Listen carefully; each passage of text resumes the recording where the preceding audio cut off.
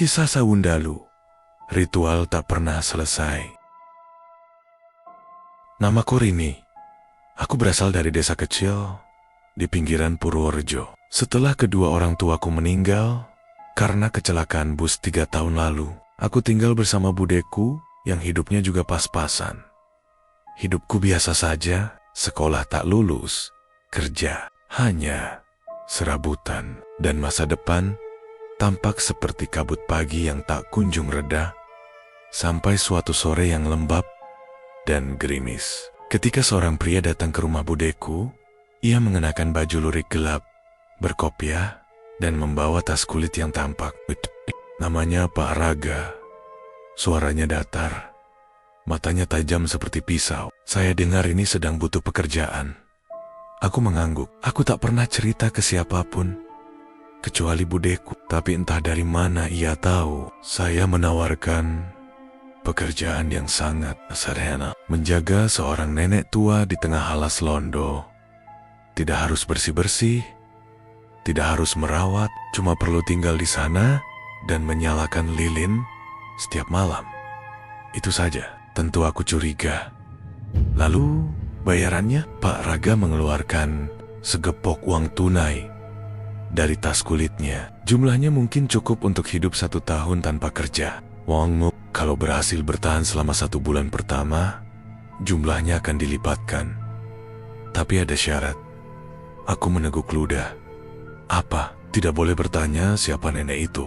Tidak boleh membuka kamar utamanya. Tidak boleh keluar rumah di atas jam 6 sore. Dan yang paling penting, setiap malam kamu harus menyalakan lilin tepat saat matahari terbenam. Tidak boleh telat, tidak boleh padam.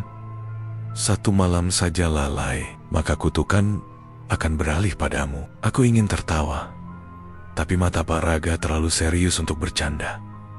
Budeku melarang keras, tapi uang itu terlalu menggoda, dan aku tak pernah percaya dengan hal mistis. Akhirnya, keesokan paginya, aku diantar ke tempat kerja baruku, sebuah rumah tua yang berada jauh di dalam alas londo. Kami menempuh perjalanan selama 2 jam dengan mobil tua. Setelah melewati desa-desa kecil, jalan berubah menjadi tanah merah, lalu sempit dan berkelok. Di kiri kanan hanya hutan pinus dan semak berduri. Tak ada sinyal, tak ada suara kendaraan.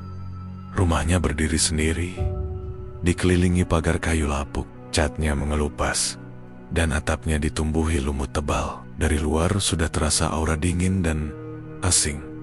Ini rumahnya, kata Pak Raga. Aku menatap rumah itu dengan perasaan tak enak, tapi aku berusaha bersikap wajar. Kami masuk lewat pintu samping. Ada ruang tamu yang kosong dengan perabot lama penuh debu. Hanya ada 1 foto keluarga tua yang tergantung wajah-wajah pucat dengan tatapan kosong. Kamar utama itu, kata Pak Raga sambil menunjuk pintu kayu tua di ujung lorong, terkunci dari dalam. Jangan pernah coba buka. Lalu, ia memberiku sebuah kotak kayu berisi lilin-lilin putih kecil. 1 malam, 1 lilin. Letakkan di depan pintu kamar utama. Lilinnya sudah disiapkan 1000 buah. Kalau kamu lalai, ia tidak melanjutkan kalimatnya, tapi tatapannya menjelaskan segalanya. Malam pertamaku di rumah itu sunyi dan menegangkan. Saat langit mulai gelap, aku menyalakan lilin pertamaku. Api kecil itu menari pelan di ujung sumbu. Aku letakkan lilin itu di depan pintu kamar utama seperti yang diperintahkan. Tak ada yang terjadi. Tidak ada suara, tidak ada gerakan. Tapi saat malam semakin larut, aku mulai merasa diawasi. Bayangan di dinding kadang tampak seperti berdiri tegak. Lantai kayu berderit pelan meski aku tidak bergerak, dan jam dinding tua berdentang nyaring pukul 12 malam. Aku tak bisa tidur. Keesokan harinya, aku berusaha menyibukkan diri membersihkan rumah, tapi hampir semua perabotan tak boleh dipindahkan. Ada jimat dan tali janur tergantung di tiap sudut rumah, di dapur, Kulkas kosong, hanya ada kendi tanah liat berisi air putih. Aku disediakan makanan kalengan dan beras di dapur belakang. Hari-hari berikutnya mulai terasa aneh. Setiap malam setelah lilin dinyalakan, aku merasa seperti mendengar suara bisikan. Suara perempuan tua yang menubat-naibat namaku. Rini. Aku pikir itu halusinasiku saja. Tapi malam keempat, bisikan itu makin jelas. Aku bahkan bisa mendengar tarikan napas berat dari balik pintu kamar terkunci itu. Seolah seseorang sedang berdiri persis di baliknya. Aku berusaha mengabaikannya di hari kelima. Aku memutuskan pergi keluar rumah sebentar sebelum maghrib. Ingin mencari sinyal. Tapi saat aku kembali jalan yang tadi kulewati, hilang. Aku hanya berputar-putar di tempat yang sama. Hutan seolah berubah arah. Dan ketika akhirnya aku kembali ke rumah, langit sudah hampir gelap. Panik. Aku berlari ke dalam rumah, menyalakan lilin dengan tangan gemetar. Api nyala, tapi terlambat beberapa menit. Malam itu, pintu kamar berguncang. Duk. Suara hantaman dari dalam sangat keras. Aku berdiri terpaku. Nafasku tercekat. Suara itu berhenti tiba-tiba. Digantikan dengan suara tangisan lirih. Tolong, nyalakan semua lilin. Aku mundur. Pelan. Lilin di hadapanku tiba-tiba berkedip dan hampir padam. Dengan panik, aku tutup jendela dan melindunginya dari angin. Di luar, angin berembus kencang, tapi semua itu hanya terjadi di sekitar rumah. Hutan tetap diam, terlalu diam. Keesokan paginya, aku bertemu seorang pria bernama Barto saat menimba air di sumur belakang. Ia tinggal di ujung hutan. Katanya penjaga ladang kayu. Kamu yang tinggal di rumah Bu Samina? Tanyanya sambil mengernyit. Aku mengangguk. Ia tampak cemas. Kamu masih waras? Aku tertawa kecil. Mengira dia bercanda, tapi ekspresinya sangat serius. Dulu rumah itu pernah dibakar warga. Katanya nenek yang tinggal di sana bisa hidup ratusan tahun. Pakai lilin 1000 buat pindah roh, katanya. Aku terdiam. Barto hanya menatapku, lalu berlalu pergi. Malam ke-7, aku mulai mimpi buruk. Aku bermimpi berada di ruangan penuh lilin, dan seorang nenek tua duduk bersila di tengah. Mata terbuka tapi kosong. Tubuhnya membusuk. Di hadapanku, tubuhku sendiri, berdiri dengan mata menatap kosong. Seperti diriku, bukan diriku. Setiap malam, mimpinya makin nyata. Dan bisikan dari balik pintu mulai menyebutkan sesuatu yang membuat bulu kuduku merinding. 7, lilin telah menyala. 993 lagi. Tubuhmu, milikku. Aku terbangun dengan keringat dingin. Di depan pintu kamar utama, lilin malam itu telah meleleh sepenuhnya. Tapi aku yakin aku meletakkannya lebih jauh tadi malam. Seolah seseorang menariknya lebih dekat ke pintu. Hari-hari mulai terasa seperti mimpi buruk. Aku merasa terkurung, ingin kabur, tapi setiap kali melangkah keluar gerbang, jalanan kembali membawaku ke rumah itu.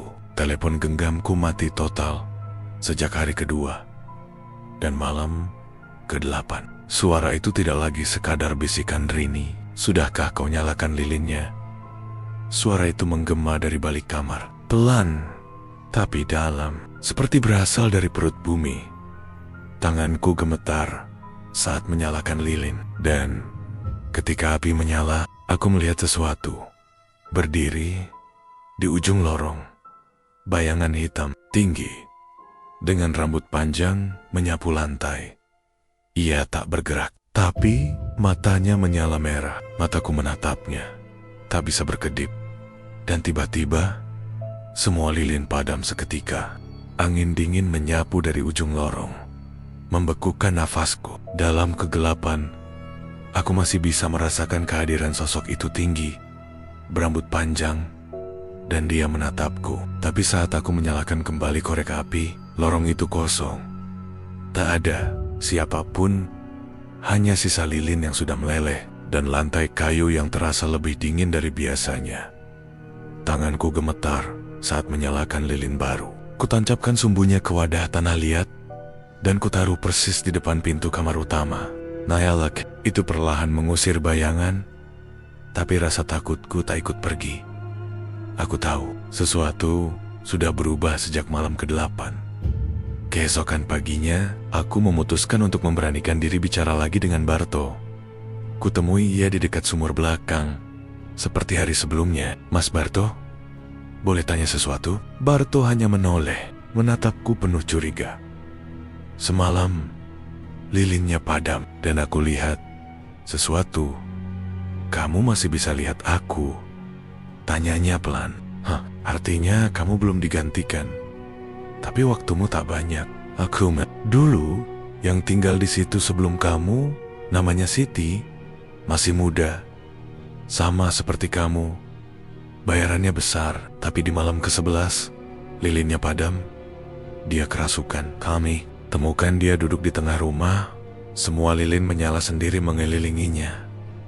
Tapi dia sudah bukan Siti lagi. Aku menelan ludah. Lalu dia dibawa ke dukun. Tapi dukun pun takut. Sejak itu, rumah itu dikunci. Tapi entah kenapa, selalu ada yang datang bekerja di situ. Aku menarik napas panjang. Suasana mendadak jadi lebih sesak. Tapi yang membuatku makin panik adalah aku masih punya 992 malam tersisa. Malam ke-9 terasa seperti ujian mental. Sejak sore, aku mulai menyiapkan semuanya lebih awal. Kubersihkan tempat lilin. Kututup semua celah jendela. Kusimpan beberapa korek cadangan di kantong. Tak ingin kejadian tadi malam terulang. Namun malam itu, bukan lilin yang jadi masalah. Ketika aku duduk di kursi dekat dapur, sambil menunggu malam berlalu, terdengar suara kursi bergeser sendiri dari ruang tengah. Krik. Aku menahan napas. Langkah kakiku pelan mendekat ruang tamu, dan aku melihat kursi rotan tua bergerak perlahan, maju ke arah pintu kamar terkunci. Lilin di dekatnya bergetar, api kecilnya berkedip cepat, seolah diterpa angin. Padahal semua jendela sudah tertutup rapat. Lalu suara itu datang lagi, 9 lilin. Sisa 991. Suara itu datang dari dalam pikiranku sendiri, seperti bisikan di balik tempurung kepala. Dan kali ini, bukan hanya suara. Aku merasakan dorongan. Dorongan untuk membuka pintu itu. Aku bahkan sudah berdiri di hadapan pintu kayu tua itu. Tanganku menyentuh gagang besinya yang dingin. Ketika tiba-tiba, Barto menerobos masuk lewat jendela belakang sambil membawa botol berisi air kuning keruh. "Minum ini," teriaknya. Aku berbalik. Nafasku tersengal. Aku tak tahu bagaimana Barto tahu harus datang malam itu. Tapi aku tak punya pilihan. Air itu pahit, amis, dan menyengat. Aku hampir memuntahkannya. Tapi tiba-tiba, kepalaku terasa ringan. Pintu kamar di depanku berhenti berguncang. Api lilin menjadi stabil. Barto membantuku duduk. "Kamu sudah mulai diincar. Kamu harus kuat, atau kamu akan menggantikannya." "Menggantikan siapa?" tanyaku lemah. "Nenek itu, Bu Saminah. Dia belum mati sepenuhnya, tapi tubuhnya sudah tak bisa dipakai lagi. Dan dia butuh wadah baru." Aku terdiam. Tubuhku bergetar bukan karena dingin, tapi karena ketakutan yang pelan-pelan berubah menjadi kepanikan.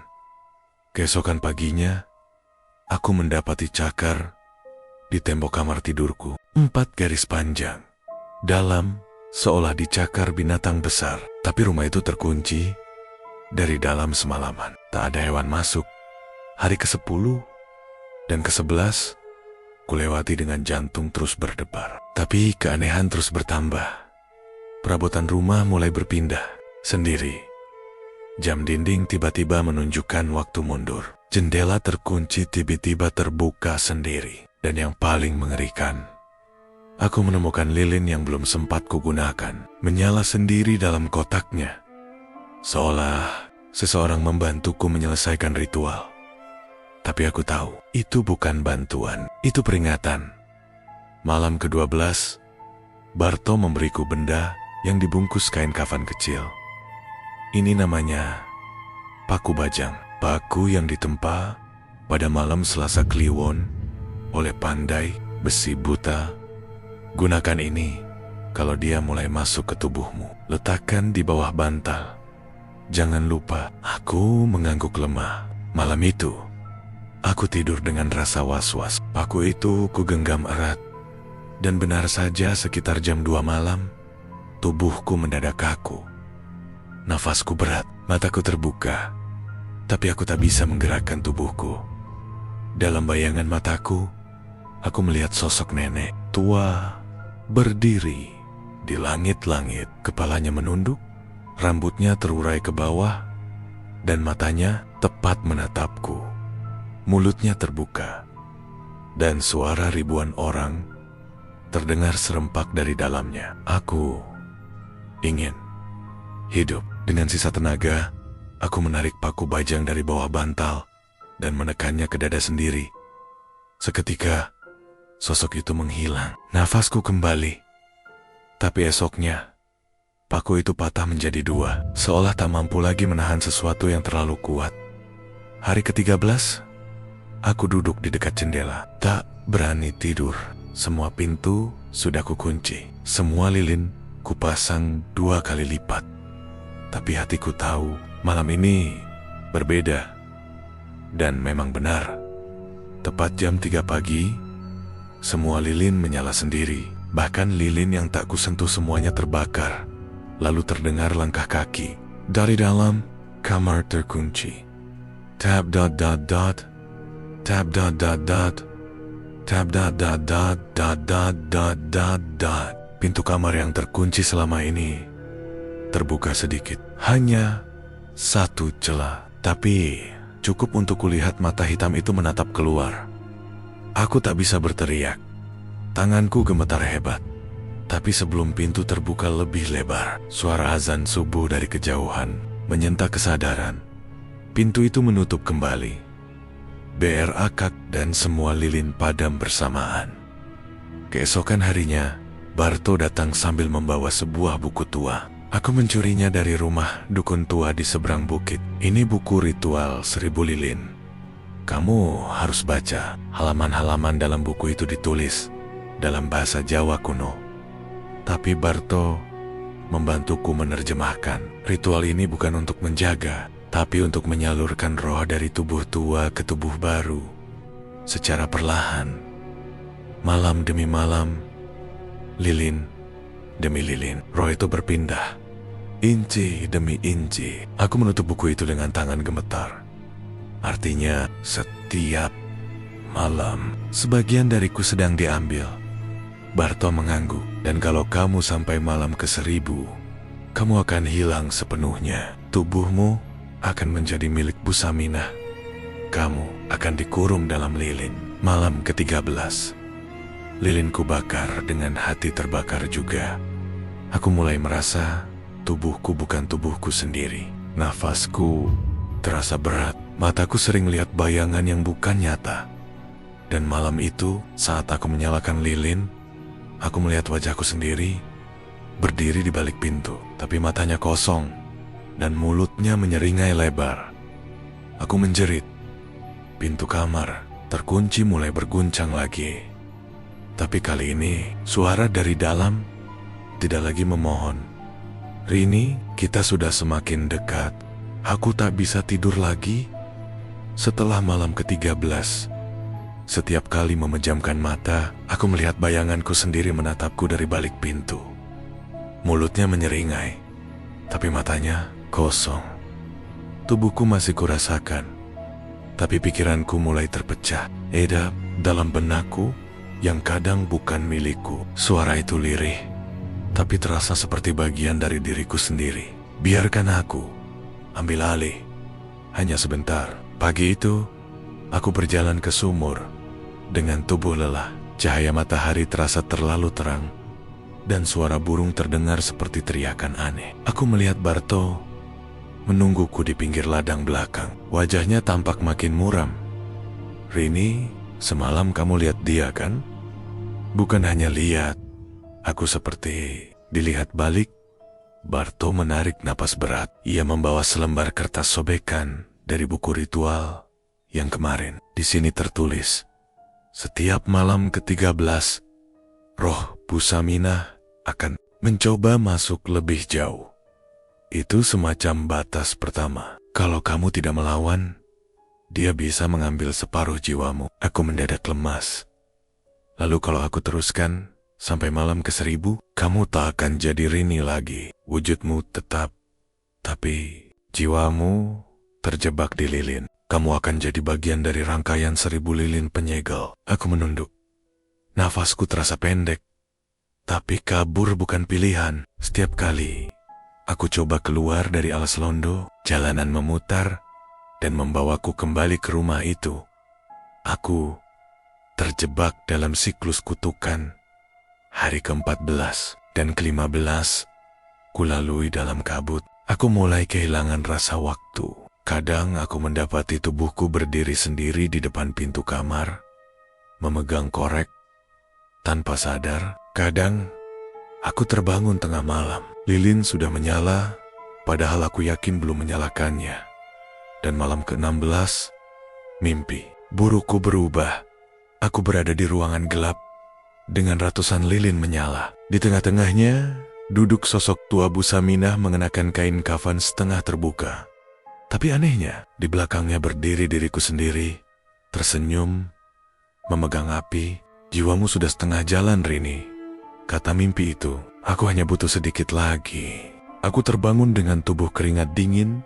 Di otas dadaku tergeletak sebatang lilin putih yang belum pernah kulihat. Lilin itu menyala sendiri. Saat aku menyentuhnya, aku mulai kehilangan akal sehat. Di hari ke-17, aku putuskan untuk masuk ke gudang tua di belakang rumah, sebuah ruangan yang selalu terkunci. Tapi pagi itu, entah kenapa, pintunya terbuka. Gudang itu dipenuhi debu dan sarang laba-laba. Tapi di sudutnya, aku menemukan kotak kayu tua bertuliskan aksara Jawa. Saat kubuka, aku menemukan puluhan foto-foto lama, wajah-wajah perempuan muda, semuanya mengenakan seragam yang sama, dan yang membuat darahku berhenti mengalir. Semua wajah itu mirip denganku. Aku menelusuri lebih jauh dan menemukan buku harian usang yang tertulis dengan tinta hitam pekat. Hari ke-17, lilinku menyala, tapi aku merasa sudah tidak sendiri lagi. Tubuhku sering bergerak sendiri. Aku takut kalau aku bukan aku lagi. Hari ke-19, aku melihat diriku sendiri di cermin, tapi dia tidak menirukan gerakanku. Aku hanya bisa menangis. Buku itu ditulis oleh seseorang bernama Siti, orang yang pernah disebut Barto. Malam ke-18, aku merasa seseorang menarik kakiku saat tidur. Tapi saat terbangun, aku hanya menemukan bekas tangan di pergelangan kakiku. Bekas jemari keriput mencengkeram kuat. Aku semakin yakin aku mulai diambil. Di malam ke-19, aku menemukan fakta baru. Saat berjalan ke belakang rumah, karena mendengar suara aneh, aku menemukan tumpukan tanah yang dibentuk seperti kuburan. Di atasnya tertancap papan kayu bertuliskan Siti, gagal malam ke-20.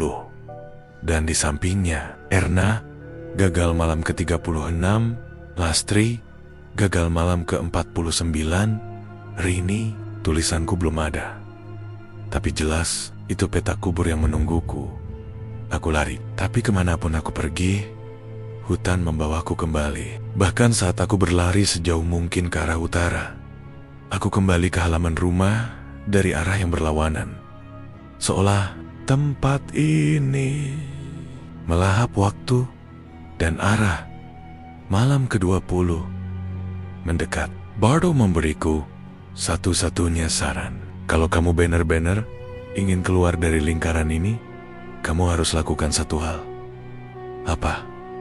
Buka pintu kamar itu. Tapi jangan masuk. Hanya buka dan pastikan kamu siap lihat siapa yang sebenarnya tinggal di dalam. Aku ragu, tapi semakin lama aku menunda, semakin kuat dorongan itu datang. Aku putuskan, malam ke-20, aku akan buka pintunya. Hari ke-20 adalah hari paling tenang. Terlalu tenang. Tak ada suara, tak ada angin. Bahkan burung di hutan tak berkicau. Rumah itu terasa menahan napas. Aku menyalakan lilin seperti biasa. Tapi kali ini, aku duduk di depan pintu kamar utama. Tangan menggenggam gagang pintu, dan dada berdebar sangat kencang.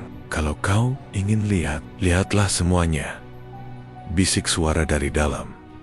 Perlahan, ku gerakkan gagang pintu tua yang sudah mulai berkarat. K-R-E-E-E-K. K-K. Pintu terbuka beberapa sentimeter. Dari celah sempit itu, aku melihat ruangan gelap, penuh dengan lilin menyala di lantai. Tapi di tengah ruangan, seorang wanita tua duduk menghadap dinding tubuhnya kokoh. Rambutnya menutupi punggung, bajunya lusuh, tapi ia hidup, bernapas. Dan di dinding depan wanita itu terpajang ratusan wajah perempuan. Sebagian di antaranya aku kenali dari foto di gudang. Tapi yang paling membuat jantungku hampir berhenti, satu wajah kosong, belum terisi, tapi bingkainya bertuliskan namaku, Rini. Malam ke-21 akan jadi malam penentu. Kamu siap? Karena mulai besok kamu akan mulai menolak tubuhmu sendiri. Retakan di cermin makin membesar. Hanum hanya bisa terpaku sambil memeluk dirinya sendiri. Ketika akhirnya cermin itu pecah berderai, serpihannya tidak jatuh ke lantai. Mereka justru meliang-liang di udara berputar, seperti dikendalikan oleh sesuatu yang tak kasat mata, lalu membentuk wajah yang sangat mirip dengan wajahnya sendiri. Tapi pucat, matanya hitam sepenuhnya, dan bibirnya robek hingga ke pipi. Wajah itu menatap Hanum dalam-dalam, lalu bicara, tapi tak ada suara. Hanya gerakan bibirnya yang menyampaikan pesan, kau harus mengembalikan yang telah diambil. Hanum menjerit dan terjatuh. Soter sadar, pagi sudah datang, tapi luka goresan di tangannya nyata. Begitu pula tetesan darah di lantai. Ia tak tahan lagi. Ia lari ke rumah Bu Darmi, perempuan tua yang dulu pernah melarangnya masuk ke rumah itu.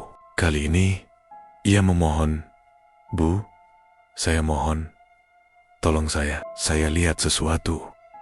Saya salah. Bu Darmi tidak terlihat terkejut, hanya menghela napas panjang. Kamu sentuh apa aja di rumah itu?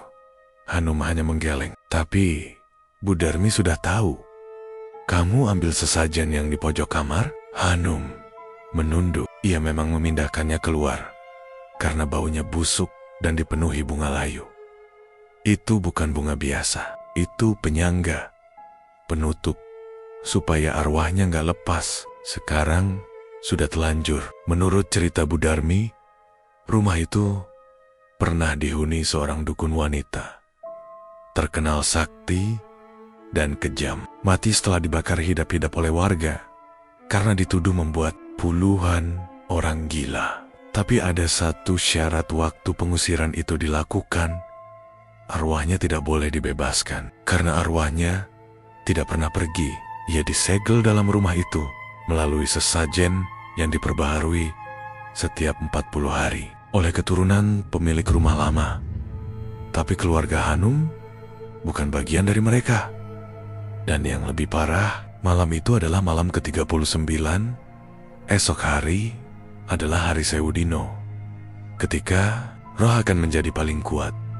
Kamu punya waktu sampai malam besok. Kalau tidak, arwah itu akan menuntut darah, kata Bu Darmi. Dan bukan cuma kamu, semua yang pernah masuk rumah itu akan dicari satu-satu. Hanum kembali ke rumah dengan jantung berdegup tak karuan. Ia mengunci diri, menyiapkan segala sesajen yang disarankan Bu Darmi. lengkap dengan dupa dan kain kafan kecil. Tapi malam tiba lebih cepat dari yang ia kira. Dan di sudut ruangan, cermin baru yang dibelinya memantulkan bayangan seseorang berdiri di belakangnya. Seseorang yang tak berwajah, tapi memakai pakaian yang sama seperti Hanum. Hari ke-9, atau begitulah, menurut kalender yang sudah dicoret-coret oleh Lintang, tapi sesuatu terasa tidak benar. Saat matahari terbit, ia sadar, jam dinding tidak lagi bergerak. Handphonenya pun mati total, dan suara ayam jago tak terdengar. Lintang keluar dari kamar, melangkah menuju ruang tengah. Semua orang tampak diam, duduk dalam posisi yang sama seperti malam sebelumnya. Wajah mereka kosong, nafas mereka teratur, terlalu teratur. Lintang mengganggang tubuh ibunya. Cek, ia coba membuka mata. Ayahnya bola mata itu putih semua.